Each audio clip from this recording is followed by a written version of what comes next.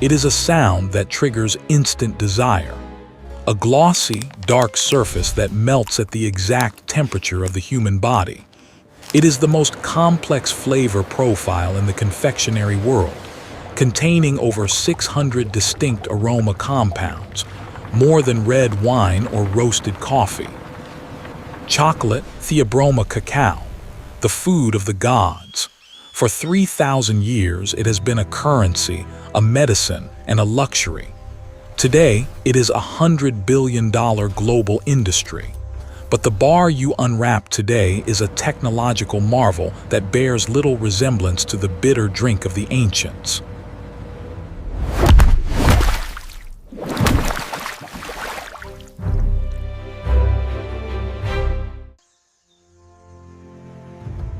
It spans the equator, relies on a delicate flower that blooms for only a single day, and culminates in a manufacturing process that grinds particles down to the size of a red blood cell. How do you turn a bitter, purple seed found inside a slimy jungle fruit into a sweet, silky solid? How do you manipulate crystal structures at the molecular level to create the perfect shine? And how do you process tons of cocoa beans without losing the delicate floral notes of the origin? From the rainforest floor to the silver foil wrapper, this is the mega process of luxury chocolate. Our story begins 20 degrees north and south of the equator. This is the cacao belt. Here, in the hot, humid shade of the rainforest, grows a fragile, finicky tree, Theobroma cacao. Unlike corn or wheat, which grow in vast open fields, cacao requires an entourage. It needs shade, high humidity, and protection from the wind. The biology of the tree is alien. It exhibits cauliflory, meaning the flowers and fruit grow directly from the woody trunk, not the branches.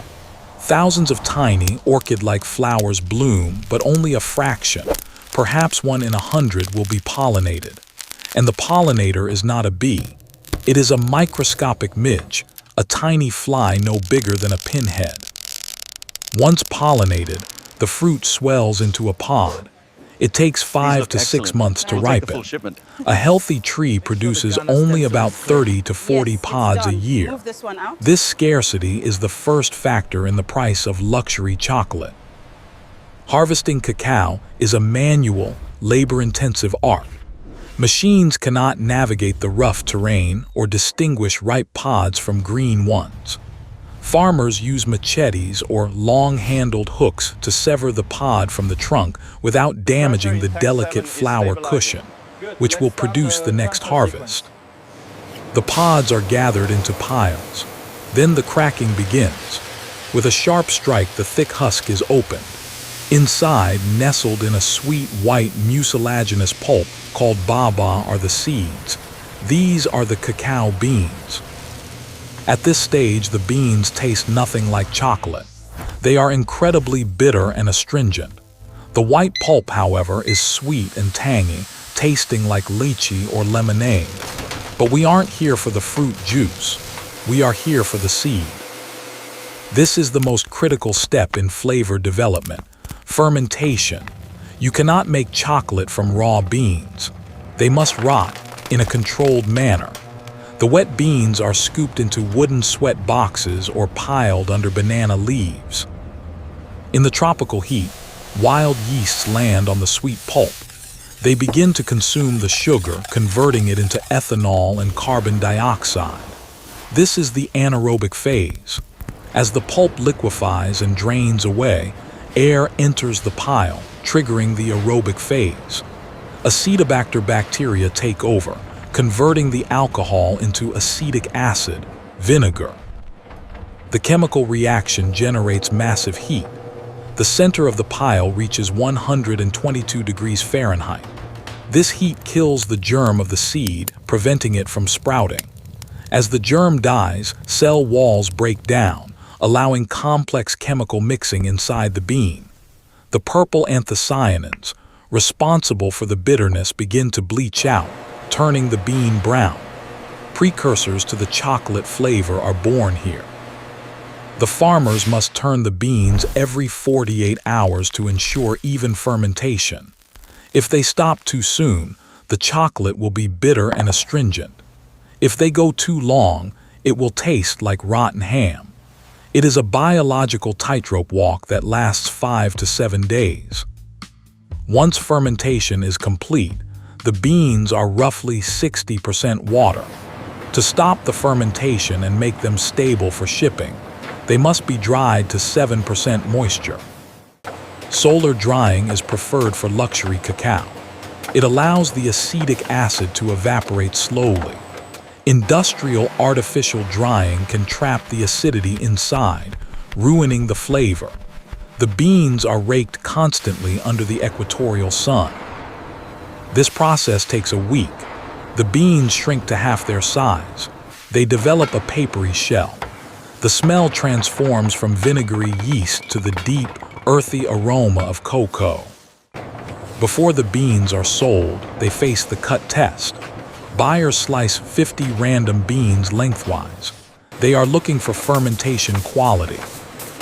A gray, slate-like interior means the bean was under-fermented.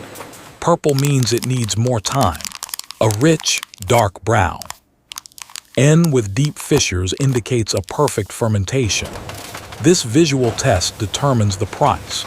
Luxury chocolate makers pay a premium for fine flavor beans that pass this test with 95% accuracy. The approved beans are packed into jute sacks. Jute is used because it breathes, allowing air to circulate and preventing mold growth during the long ocean voyage. The sacks are loaded into shipping containers lined with absorbent cardboard to catch container rain, condensation that forms as the ship travels from the tropics to cooler northern climates.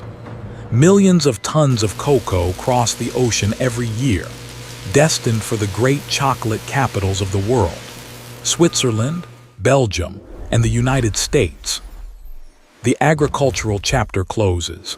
The beans have survived the jungle, the heat, and the ocean. Now they must survive the machine. We arrive at the chocolate factory. This facility operates 24 hours a day. The first step is cleaning. The beans are dumped into a hopper and shaken violently. The beans have traveled far. They come with twigs, stones, jute fibers, and dust. The cleaning line uses vibration, aspiration, and magnets to remove anything that isn't a cocoa bean. A single stone could destroy the expensive grinding mills downstream. Now the chemistry of flavor begins in earnest. The beans enter the roaster. This is the moment of truth for the chocolate maker. The beans are heated to temperatures between 250 and 300 degrees Fahrenheit for 30 to 90 minutes. This drives off the remaining acetic acid and kills any bacteria like salmonella. But most importantly, it triggers the Maillard reaction. The amino acids and sugars created during fermentation now react to the heat, creating the complex nutty, roasted, and chocolatey notes we crave. Low roast preserves floral notes. High roast creates deep, fudge-like intensity. The master roaster monitors the profile like a hawk. The roasted beans are brittle. They pass through the winnower. Here, the beans are cracked open. The goal is to separate the valuable inner meat, the nib, from the papery outer shell. Using airflow, the lighter shells are blown away to be sold as garden mulch. The heavier pieces fall through. These are the cocoa nibs, the essence of chocolate. They are 50% cocoa butter and 50% cocoa solids.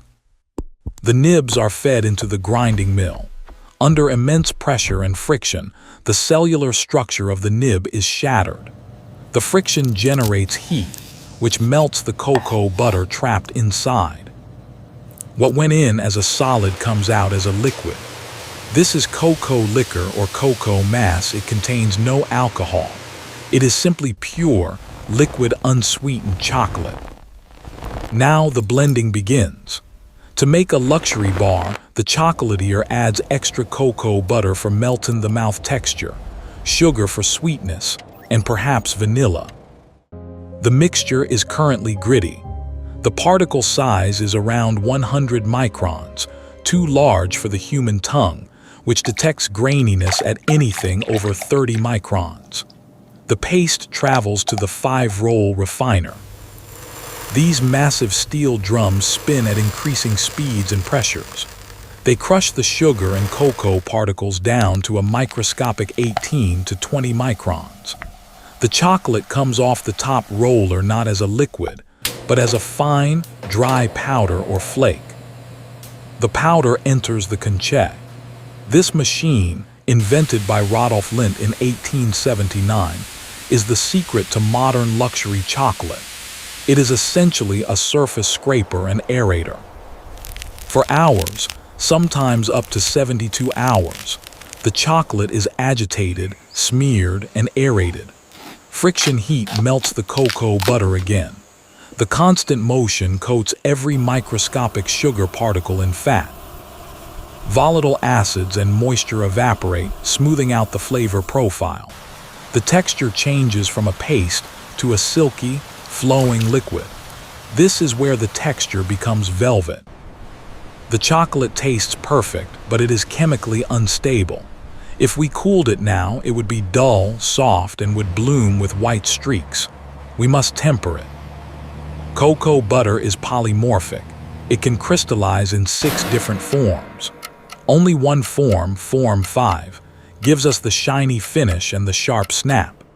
The tempering machine takes the chocolate through a precise temperature curve, cooling it to form crystals, then heating it slightly to melt the unstable ones, leaving only the stable beta crystals. It is a physics masterclass. Properly tempered chocolate shrinks slightly when it cools, allowing it to release from molds. The tempered chocolate is pumped to the depositor. Heated polycarbonate molds glide underneath. Nozzles inject the exact weight of chocolate. The molds pass over a vibrating table. This shakes out any trapped air bubbles and levels the chocolate. They enter the cooling tunnel. This is not a freezer, but a gentle cooling zone that brings the temperature down slowly to solidifies the fat structure. At the end of the line, the molds are inverted. A mechanical hammer taps them, and because of the tempering, the bars contract and fall out effortlessly. They are glossy, perfect, and smell divine. Speed is essential now. The bars cannot be allowed to melt or absorb odors. They are wrapped immediately in aluminum foil or flow wrap. This barrier protects the fat from oxidation and light. Robotic arms pack the luxury bars into display cases. They are palletized and moved to climate-controlled warehouses, kept at a steady 65 degrees Fahrenheit. It is a process that spans continents and millennia. It connects the machete-wielding farmer in the tropics to the high-tech engineer in the factory. From a bitter seed to a sweet indulgence, the creation of a luxury chocolate bar is a triumph of patience, chemistry, and passion. Inside the chocolate factory, the food of the gods is reborn, one bar at a time.